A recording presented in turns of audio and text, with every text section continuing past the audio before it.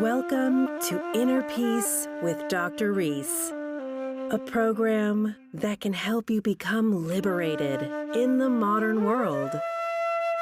Now, here's your host, Dr. Kevin W. Reese. I'm sure you've heard of the 4 agreements, but do you know what the 5th agreement is? Welcome to episode number 73. Today, my guest is spiritual author Don Jose Ruiz. Not only are we going to talk about the 5th agreement, but we're going to talk about how the 5th agreement even came about, how he was a drug addict and ended up getting locked into the ancient Egyptian pyramid of Giza by his dad, the famous Don Miguel Ruiz, and the awakening that occurred. We're also going to talk about how he went blind. We're going to talk about clean consciousness, the wisdom of the shaman, detachment, lucid dreaming, and much more. Don Jose, welcome to the podcast. Oh, thank you so much, Brother Kevin. It's very happy to be here with you. Did you bring a little piece of heaven with you today? Oh, always, brother, especially when I get to reflect that heaven in front of me. Yeah, man. How would you describe that to someone who doesn't understand? You're bringing a little bit of heaven everywhere you go. Oh, it's just a clean consciousness that makes you not think about anything and just smile like a little puppy wiggling its tail. A little No story at all. wagging it, or maybe a little baby too. Exactly, yes. To be childlike, right? Yes. Yeah. All right. We know the 4 agreements. It's famous now, right? Your dad wrote this famous book. Be impeccable with your word. Don't take anything personally. Don't make assumptions. Always do your best. What's the 5th agreement? It's to be skeptical, but learn to listen. And not be skeptical in a social position thinking that I'm more intelligent than anybody else. No, it's about being skeptical of our own negativity. Because in the toltec tradition, there's nothing to learn but unlearn. And when we begin unlearning how we judge ourselves and how we make doubt that we can overcome things, we're skeptical of our negativity, then we can feel our full potential to truly manifest what's in our hearts. There's something powerful about doubt, isn't there? Yes, because it makes you question, it makes you think. And that's one of the most beautiful things, like brewing tea. The more you leave the tea brewing, it will grab the flavor. So we react without thinking, there will be no flavor. But when we just sit in and let, doubt do its thing, we have a choice. We can listen to this word, we can listen to this, or we can listen to this. And then when we listen to this, there is no doubt at all. And that's when, when we want to do something in life, we don't think about it. We just feel it. But when we begin thinking, it's because now we're really analyzing this. And this is one of the part of nature to really, brew a good tea. And we need to doubt our beliefs, don't we? Yes, absolutely. Because we're changing all the time. What was real 1 year ago, it cannot be real right now because we tried it out. And that make us really have the patience to see, to talk, to speak to ourselves clearly. Do I really want this? And then when you say I really want this, it's like pushing dominoes that are all lined up. All the thought possibilities begin happening, just like a chess game. Because if we move the chessboard so fast, we can get our horse eaten. But when we really have to seeing all the possibilities that can happen, oh, this person can do this person, okay, let's just play the game. So many of us are caught up in our thoughts. They're going to the past, they're going to the future. And a lot of it has to do with our belief systems and how we've been programmed through school, parents, society, etc. How can we just completely destroy this whole belief system and unlearn, as you said? Yes, it's like a computer device. when the computer monitors, the old school ones before the iCloud has, because I'm from that generation. When you used to put a lot of music, pictures, videos, it began to run. It began to run slowly, and the computer was not creating fast. So we have to turn the computer on and begin deleting files, letting things go, not holding on like to stones, all the files that making it slow so it can run again. So in little words, we have to unlearn everything that takes our inspiration away so the computer, our mind, can run at its full potential to get inspired again. That's why toltec means artist, artist of the spirit. It's not a religion, it's a way of life. And then all of this make us to be loyal once again, to be loyal to the love of our life, because our body is the love of our life, and our temple of our love of our life is our mind. So if our mind is running slow, is being negative, corrupted, and believing in all the lies, and not even our own lies, someone else's lies, and then we sacrifice ourselves, the computer is running slow, motivation is running slow, and then depression comes in, and then the depression, we create a story, and then we defend the story, and then we're in addiction of suffering. And that's the whole point of the toltec work, to overcome the addiction of suffering, the illusion that has stopped us, because this message that we share is nothing new. It's common sense. And all religions have common sense. All the great masters live by common sense. And sometimes, people put more power to the story, and they became superstitious and fanatic, that it took the real point of the metaphor, of the philosophy of the stories that were created, because no one wanted to work on themselves. So when the computer wakes up, it becomes like this artificial intelligence, because all this belief system, for me, like what I believe I am, what they believe I am, is an artificial dream. But this is what we live by. So this is how we communicate. But to give power to those dreams that I know is not real, is like living in a lie. And lying and living in a lie is the foundation of hell. So when we wake up and tell ourselves the truth, not the story, but what's behind the story, and it's when we can see the gems of our creation by being impeccable with the word. Because when we're impeccable with the word, it's the foundation of any story, the words. So when we put all those stories together, we create a circle of trust inside of our heart. And that's the whole point of the fifth agreement, to learn to retrust ourselves, to our body, to get all the anxiety, all the depression, so it can fully believe in its master, the mind, because it's totally loyal to the mind. And here's the question: when are we going to be loyal to our body from here? And that changes everything. When are we going to be loyal to our body from here? I asked your brother this too, because I spoke to him a month ago or so. How did you feel about your environment growing up? Because, your father is obviously a famous spiritual author, and your grandmother was a toltec practitioner as well, and you had some doctors in the family, and Don Miguel Jr. is older than you, right? Yes. So, he's older and he's doing his thing. So what was it like, as a young guy going into those teenage years?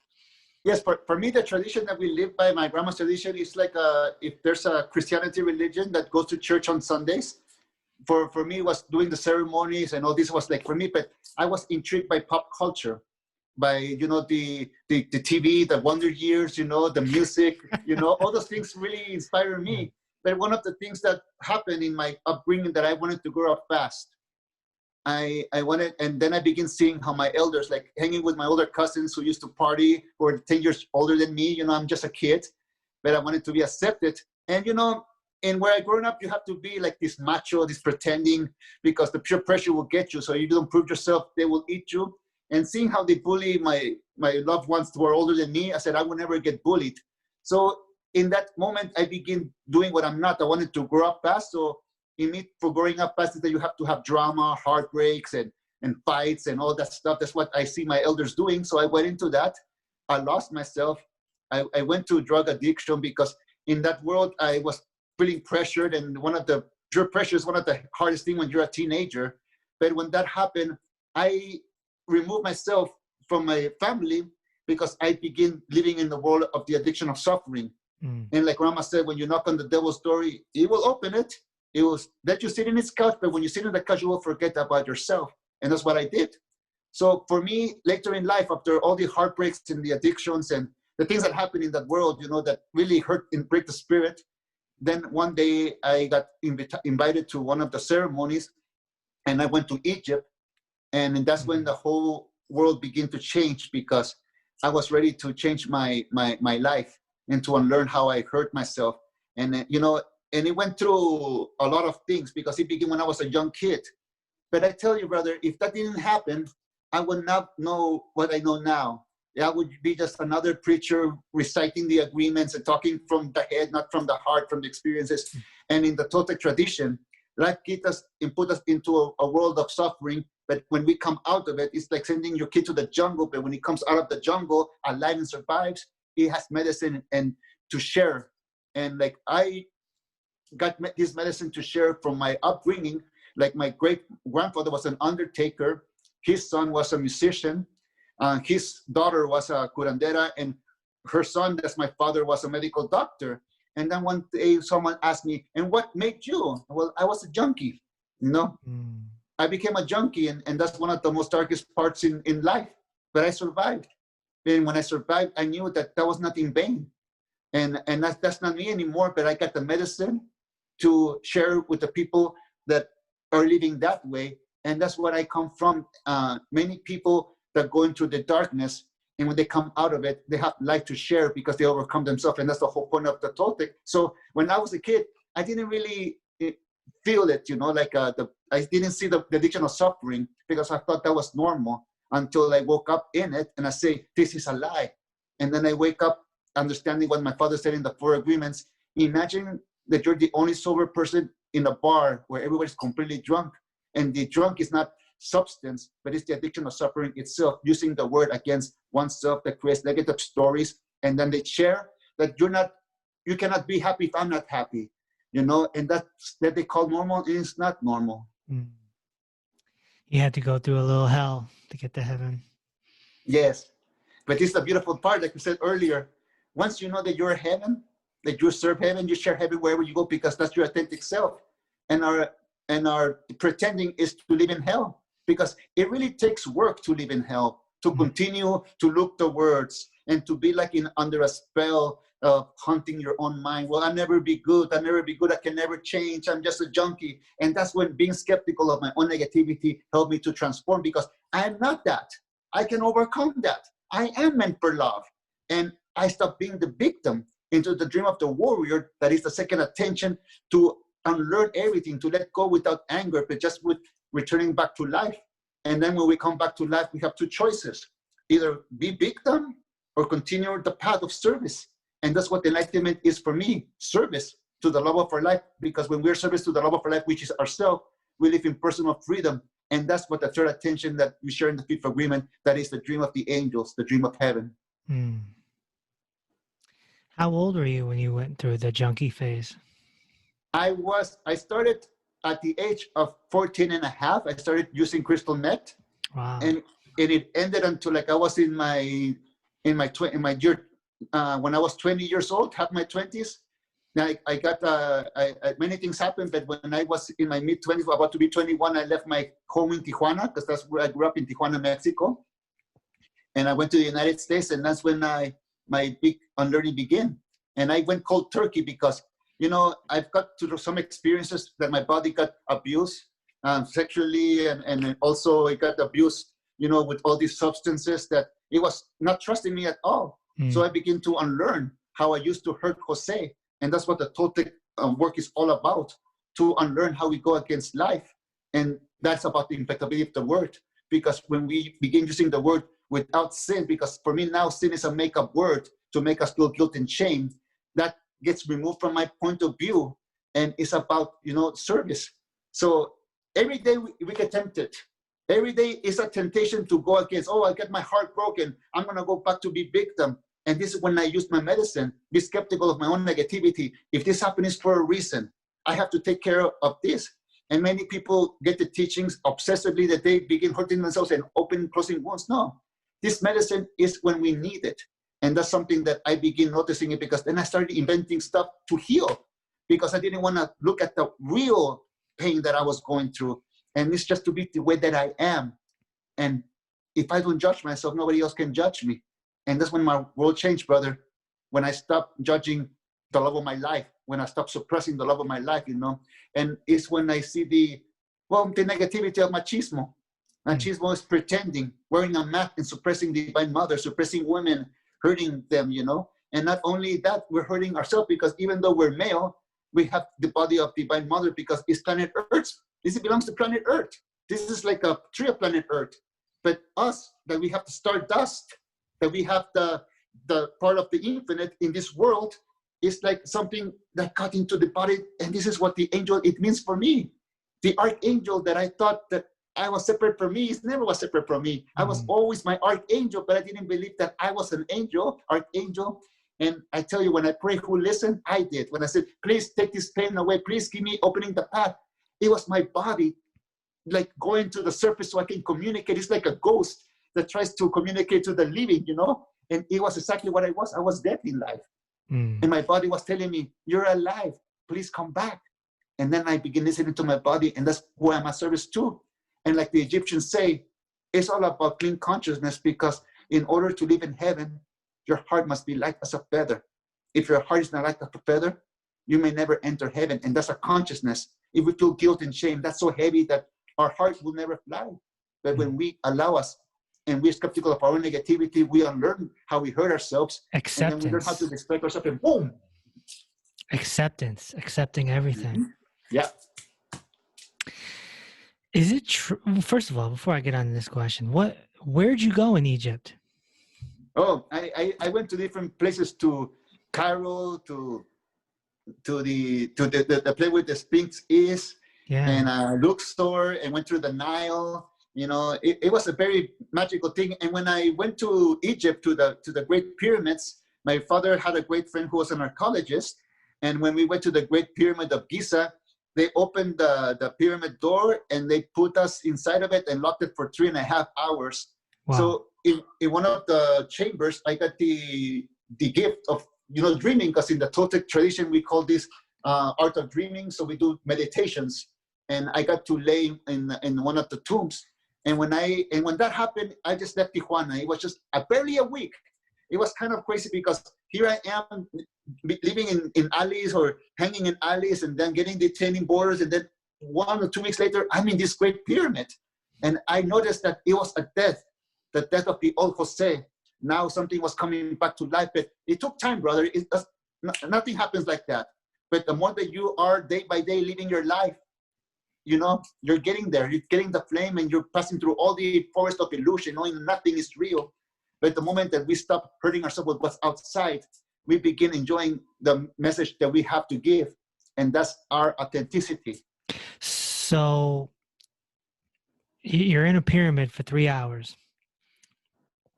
Whose idea was that to lock it? My father. Yeah, I had a feeling. How did your father deal with your many years doing drugs? How did he handle that? I mean, obviously he ended up locking you in a pyramid in Egypt, which is something you don't hear every day. I know, brother. Yes, he was detached, He was detached and not detached. He was always giving me teachings and advice. He was always there, like a mama jaguar. I thought he was not there, but he was always there watching me, giving me advice. And it's that advice that he gave to me that I survived in the streets of Tijuana. Why? Because of demons like to hear what they love to hear. If you tell them things they don't want to hear, they turn on you. But in that world, I begin having the consciousness that, there's negativity happening. And by being a good person, people begin respecting you. They begin having confidence, and they trust you. And bringing that light into a dark world, people begin protecting you. And that's one thing that my father gave to me, to open and share myself in that world. So that helped me survive many things. But it was until I started hurting myself with me that, that happened. And my father was waiting for that to happen. He took risks because he traveled, and he never knew when I was going to be dead or in jail or in a mental asylum. He took that, it was painful because he couldn't control, because I was too stubborn, I disappeared, and then one day I noticed what I was doing. And especially one day he got interviewed by Ellen DeGeneres in a magazine. I read, what gets you triggered, Miguel? And he goes, well, nothing much, but there has to be something. He said, my middle son, he's living this heart of life that it hurts me, but I respect him so much that even he has to learn from his own mistakes. And I trust in life that he will come out because he's prepared to do something that I want him to fulfill and experience, because it's a lineage that we have. So when I read that, brother, I saw my selfishness, the selfishness that I was doing to the people that I love, especially one of the person that I love the most in my heart. That's when I thought to myself, okay, Jose, that's it. You have to unlearn. You have to show that respect to yourself, because I said to my father once, how can I repay you after everything that happened? I overcame many things. I said, how can I repay you for everything, your patience, your love? He goes, help me to change the world inside your mind. Be skeptical of your own negativity. And that's the best way you can repay me, and I don't even have to know, but you will know.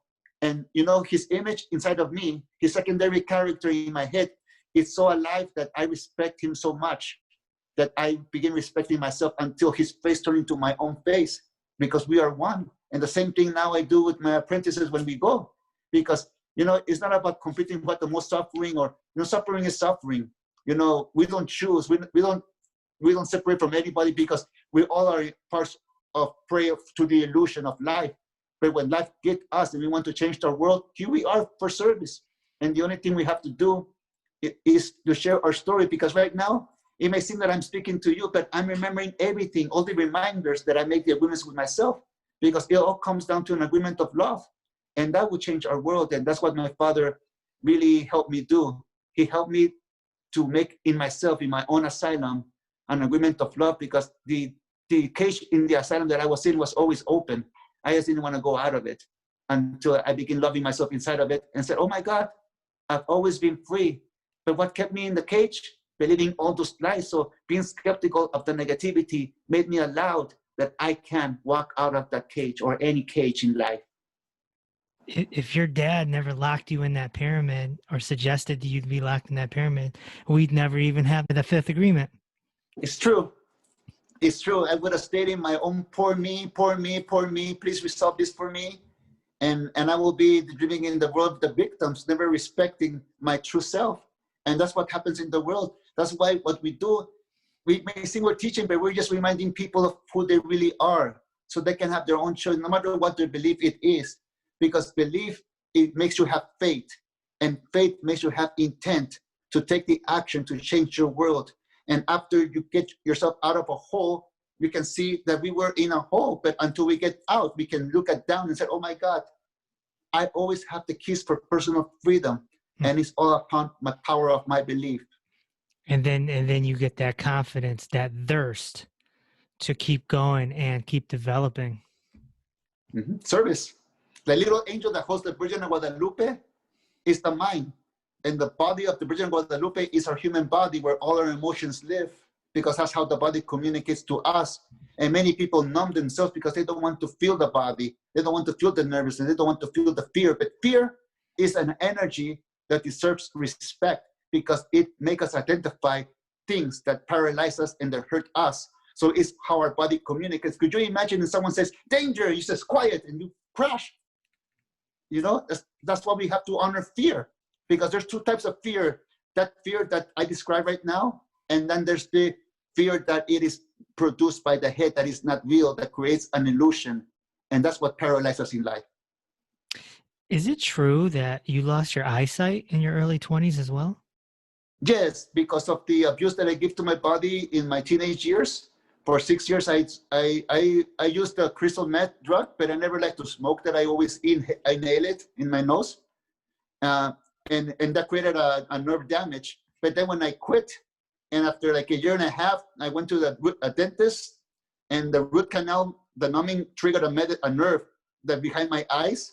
And in front of my brain, it was this ball nerve getting bigger, that it took my eyesight for almost 2 weeks. Wow. But thank you for modern medicine. They found out what was going on, and here I am. But the interesting part is that I was blind before I was blind, because I really wanted to think what I wanted to think. I really wanted to see what I wanted to see. I really want to believe. But when I went blind, it was like a crash course, because I began listening to my body. That I begin perceiving with my hands. I begin doing energy work, feeling work, and I begin looking for the light in my dreams, because that's where I could only see for real. I could see my family, I could see my loved ones, I could see mountains in my dreams. So lucid dreaming became a crash course when I was blind. And I remember each dream so possibly until one day I got a dream that I was with myself inside of a cave, saving myself from myself. And I woke up. And when I woke up from the dream, I could see a little bit. That means that I will have my own eyesight back. And I tell you now, brother, I'm so grateful to see, because many people take this for granted. And not only see with my eyes, but to see my mind, the big mirror of life. The big mirror of life. Well said. Wow. So that must have been just an incredible 2 weeks of, wow. A roller coaster of emotion, fear, and letting go, like you said earlier, acceptance. If I'm going to be blind for the rest of my life, let not be that victimization that you're not going to make me enjoy it. I still have my life to hold my father's hand, feel my father's face, my mother's hand, and all the love that was around me in the hospital at that time. I begin feeling gratitude that I came back from the dead. That was the world of being a junkie.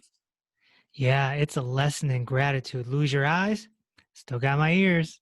Mm-hmm. Lose your ears, I got my eyes. You know, it's like, yeah, it could always be worse, no matter how you look at it, right? Yes, and one of the things that my father helped me when he got his heart attack, and he lived with a 15% of his life capacity, he said this powerful thing. He said, all my life, my body has been loyal to my mind. It's time for my mind to be loyal to my body. And that's when I really discovered that I was addicted to the mastery of complaining. And that paralyzed me. And I began being skeptical of my own complaints. And I began doing things faster. Yeah, complaining is a real thing. I think that's why so many people are sort of attracted to therapy, going to a therapist. And what do you do when you go to a therapist? You complain. Yeah. That's what exactly. you're doing. That's what you, and of course there's a cathartic thing to it. But if you're going to a therapist year after year after year after year, I would say that someone has fallen into that victimization type of mode because they're just constantly complaining. And it's something that happening, I begin feeling the power of enabling when one doesn't want to take the action. And one day I was saying to my father, what should I do? What should I do? He tells me 1 year later, what should I do? What should I do? And then after like 3 years, he told me, son, are you tired of asking me what you should do? I go, no, Dad, of course not. Why? It's because I'm tired of telling you what to do because you don't do. You don't respect yourself. You just come here to enable. It is like going for a confession. I will never do that again. And then I do it. And then on Friday I go, hey, I did this again. Okay, you're saved. Another thing. And it's enabling. Right. That's why forgiveness for me is to not repeat it. Like, look, if I hurt some people in the past, I cannot change their mind. I cannot beg them for forgive me. They have their own right to forgive me or not. But to forgive myself for that thing that I did is to not repeat those things with the people that I know now and the people that I will meet in the future. Because back then I didn't know, but now I know. And forgiveness is to change and to not be that enabled parasite again and again and again. Can you please explain the wisdom of the shamans? The wisdom of the shaman is the wisdom of inner nature, our silent knowledge, our common sense. Whatever we did, we do. And like I said earlier, if I did that and I didn't like it, well, just don't do it again. Because the wisdom is to be service of nature. To be a shaman is in Latin, it means open channel. It's not about just a man. It's about a human being who's open to the divine life force to realize what it is, the word life itself. We don't even call ourselves male or female or separate the gender because we all are life. Just like the little animals are life, just like the trees are life, everything is life. It's the storyteller that tries to dominate to be sure that we are this and to stick to the story, to be what we're not. But I tell you, stories are just like masks. You can see many people pretending to be. Even the little kids, when they play doctor and they imitate the adults and say, okay, one of the kids gets the robe up and very, very cute, but it puts the serious face and they're all pretending to be adults, and it's like, oh my God. When we grow up, we really take our role seriously. Even in relationships, we don't know how to love because we like to possess and manipulate in the name of love. You love me if you do what I do. There's no unconditional love. But if you really love somebody, you let them fly free to do whatever, because life is short and they only get to live once. So why, if we go to Disneyland with a family and say, hey, you cannot go to the Matterhorn because if you do, you don't really love me. But if that person wants to go enjoy your life, because you only have like an hour left to be in Disneyland. Go enjoy it, Yeah, right. And so that's a book of yours, right? The Wisdom of the Shaman.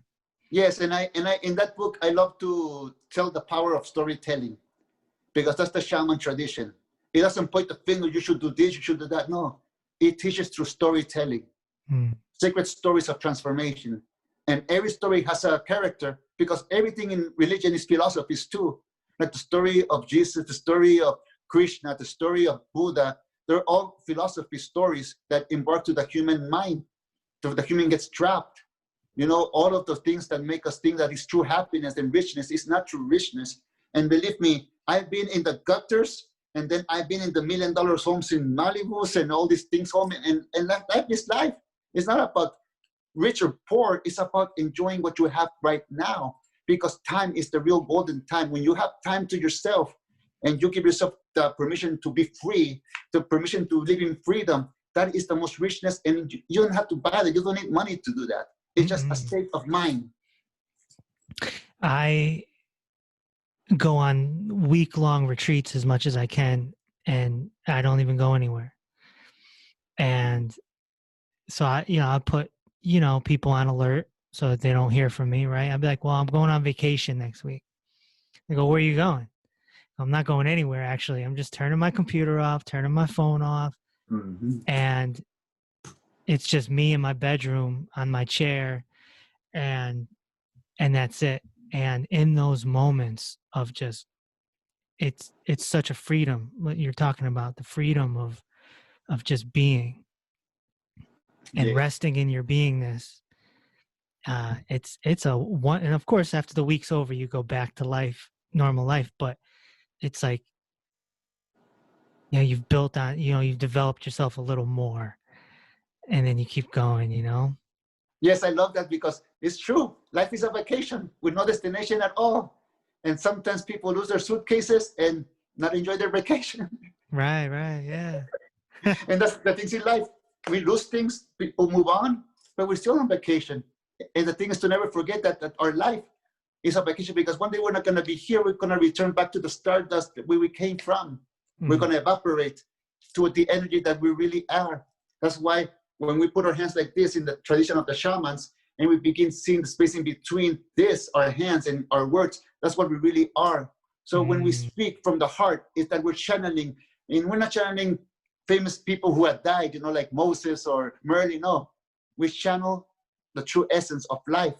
We channel from the infinite, and we never know what's going to come out, because like a rose, it opens up and doesn't program itself what it's going to feel like. That fragrance, you name the fragrance, it's just going to throw that fragrance. And that's the authentic self when we completely wake up. And like we were talking earlier, like a happy puppy or a baby, we're just walking, exploring, and we're still doing that. And we have knowledge now. Yesterday or 2 days ago, I was looking out the window and there was a cat, and the cat can't see me through the window, but I'm just watching it closely, and this cat looking both ways. It walks across the street, and it hops up on the lawn. It looks up at the trees, and it's just looking around and completely free. This little animal is completely free, just walking around.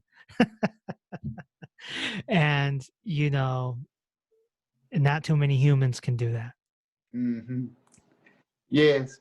And that's the beautiful thing about freedom. You're just happy being in the now. No matter if you're like in a waiting room for 3 hours, you're free. No one can take the freedom away from you, because you learn how to meditate. And that's what meditation means for me, to get comfortable in the uncomfortableness. And once I'm comfortable, I'm with me. And that's the beautiful thing. My father said, if you don't like a group of people, you can just walk away from them. But if you don't like yourself, well, guess what? You can never walk away from you. And then I began doing a practice of yoga, getting comfortable in the uncomfortableness.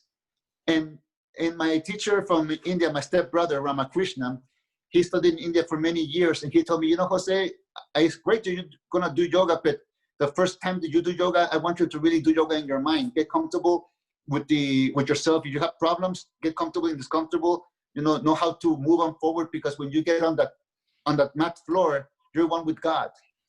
You're not one with your thoughts.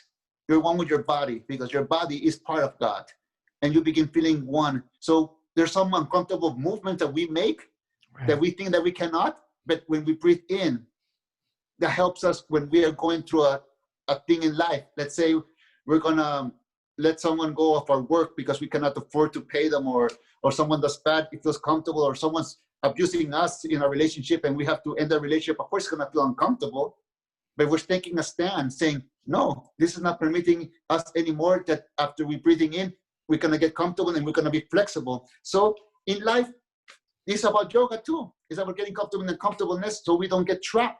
Because like Buddha said, what matters most is how well we live, how well we love, and how well we learn to let go. I'm glad you brought that up, because, yoga isn't just an exercise, to lose weight and get muscles. It means union, right? It's about everything that you just said. Besides your father, who else inspired you? Any gurus, any scientists, any from modern times or ancient times? Yes, I had the inspiration of my grandmother, Mother Sarita Curandera, my father, Don Miguel, my Don Jorge, my Inca teacher. Then I got Swami Kaleshwar and my brother Ramakrishnananda, who come from India. My stepmother, Mama Gaya, who also studied with my father in India. I got Doña Barbara, who also studied the mind. And one of the things that really inspires me is music. Music artists, like the Beatles. Even, I love to listen to the story of Nicky Sixx, how he was going for, from Motley Crue? From Motley Crue, yes. Okay. How he explains how he overcame his demons, how he overcame his heroin addiction, and how he thought, money was everything, fame was everything, but he found the really glory about being with yourself. And the high and the crash, I like that. I also like Carlos Santana, his philosophies of music, how he used to do heroin, but now he said, love gets me higher than that. And one of the teachers that he shared to me about music is that everyone's a musician. And people say, I'm not a musician. And his father said, okay, get that violin and play to that bird. And the moment that the bird sings back to you, you're a musician because you're communicating with nature. And that's about shamanism. So in one point in my life, brother, I began saying that the real teachers that I have is not just one face of God, one face of belief, one religion. No, it's everything, because we all are under the sun. And I realized that we all are power objects inside the altar table that is life. And we all are honor one each other. It doesn't matter what beliefs we have, is that it activates the infinite, the intent to change this world, because we all are working together, just like the cactus and the roses and the daisies and the tulips. They all bring different harmony and medicine into this world, and including ourselves. The dreams that we believed in and that we let go becomes a medicine that we put in our medicine bag, which is our heart, everything that we hold sacred. And this is where we go finding inspiration from everybody. And I tell you, we all suffer, but the inspiring part is how we overcome suffering. And that's not only in religion, that's in everything in life. Well said. And you have a band, Circle of Shadows, right? Yes, we're like our only fans. We keep our only albums, but we all have our own life. But when we get together, it's like we have never left the room, and we don't sit down and write songs. We just improvise them in the moment, and we have all these albums in our phones that when I travel, we record them. But yeah, one of the beautiful things is to share. I love music. That's like brings me so happiness.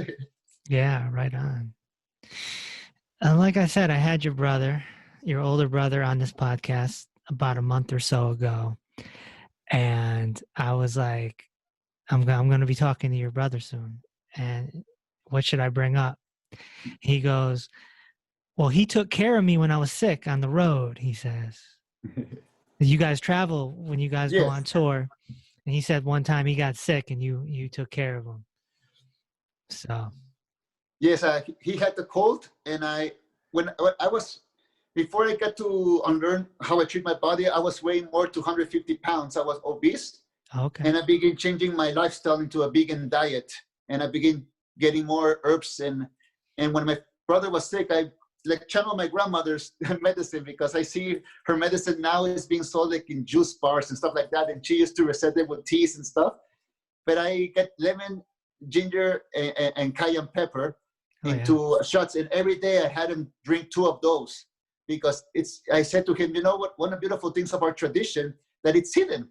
Many people go to the sports and they do sports, and they go to the health groceries and they buy all these green drinks and red drinks. And I said, this is Wicca tradition. This is our grandmother's medicine. Yeah. And I am so happy that it has come back to life. So that's one of the beautiful things. When you begin to change in your body, you can offer that to your brothers and sisters, because it works. What's it like being on the road with your older brother, and you guys go and you do your talks, and you guys have your own set of books, and so it's like you got to kind of bring it all together? Do you just take turns? Yes, we take he goes first sometimes and I go seconds, or I go first and seconds, but we all, you know, we improvise. We're like in the moment doing what we do. But the best thing about that of touring with my brother is that he has his family, he has his obligations, and I have mine. But when we get on the road, we're back as teenagers. We listen to the music that we grew up with. We take road trips. We go to the comic book, to the record shops. We go to temples, to churches. We go to Mark Twain's house. Every time we are in that house, we're there, you know. But we're just living like brothers. And, you know, one of the things of life is when you're brothers, you get into conflict, you bump heads. But then you appreciate that you have a union. Yeah. And when we travel together, we're like this. And we're back, like time doesn't exist, you know, like we're still those kids. Your brother and I, we talked about the Mark Twain house, because the Mark Twain house is 10 minutes from where I am right now. Oh, sweet. In Hartford, Connecticut. Yes. I've been in that house. It's a special house. Yeah. And I love all the storytelling. It's the same story, but from different points of view that becomes different stories, all in the same thing. I just love that. Every time we get there, we hit the coffee shop, and then we get there. Mark Twain is just a fascinating guy. And he went through a lot of suffering in his life. He had family, and back then, modern medicine wasn't what it is now. And people would die from fevers like nothing. And he lost family members. I mean, he went broke. A famous man going broke. And, you know, but here we are talking about him all these years later. Yes, because he was true to his heart. You know, when he said, I cannot be in that house anymore, I'm going to go touring. You know, he was honoring himself. He doesn't have to stay there to prove anything. And sometimes in life, when something happens and reminds us of bad things, we don't let them go, because, you know, we're hurting ourselves. But when we let go to protect ourselves from ourselves, that is freedom, and that's awareness. Mm-hmm. Even though we have the memories that hurt, but we're not going to feed that. We're going to continue doing our best. And that's how I imagine my loved one who has passed away. If I'm hurting myself with their death or mourning the loss, you know, in a negative way, not in a natural way, I will be disrespecting them. And wherever I go, I can feel them feeling sad about me being sad. But when I'm enjoying my life and overcoming things, I can feel them through me. I can like seeing them enjoying. That's the best gift that a kid can give their parents, and a parents can receive from their kids, you know, happiness. To see that they're truly happiness with no story at all. So let's talk about detachment. What's the importance of detachment? The importance is about letting go. Letting go does not serve you anymore. And we're sacrificers as human beings.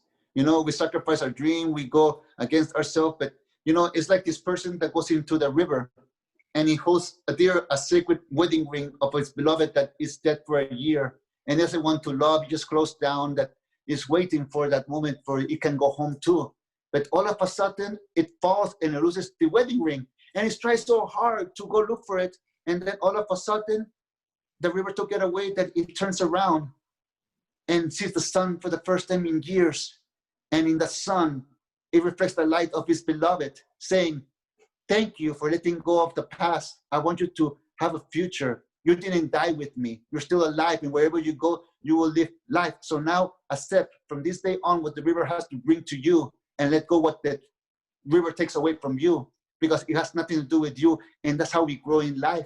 So when we detach ourselves from relationship, from workplace, or I have no shame or no guilt for saying that I was a junkie, because that was my past. And I have no thing about it, to hide it, to put a mask on. No, it was real. This happened. But if I try to protect it, I'm hiding it from myself because I don't want to see it. The moment that I see it, I can detach from it, because I say, thank you for the good moments. Thank you for the bad moments, but I don't need you anymore, because I want my conscience clean. And I will not live in heaven with my elders and my ancestors walking behind me if you stop me. If I use you to be a scorpion that paralyzes itself with its own stinger, it's the day that I broke the curse of the scorpion inside my mind. Don Jose, I think that's a good place to end right there. The scorpion inside my mind. Thank you. I hope everyone goes and reads, The Fifth Agreement and some of your other books. You have a lot to share. So I was not expecting to hear about you being locked into a pyramid. So. Oh, and there's stories like that too. Oh yeah. I mean, your brother told me that your dad told him you have to learn how to master death. I got. You got that too? Yeah. Yes, absolutely. That's great. Don Jose, it's been a pleasure. What a great conversation.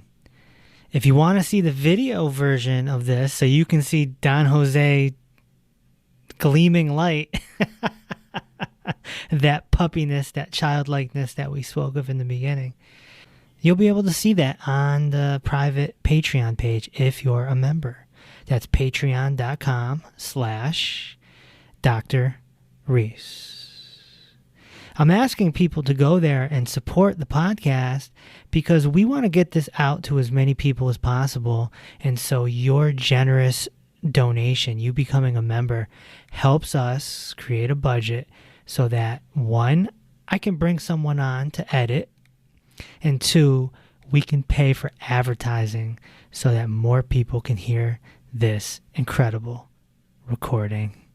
The Patreon also serves as a private place for me to share my personal journey and for me to talk to you. So I hope to see you in there very soon. And I'll talk to you on the next episode. Thanks for listening to Inner Peace with Dr. Reese. If this episode opened your heart, feel free to share on social media and tell your loved ones. Also, be sure to subscribe so you never miss an episode. Until next time, may peace be with you.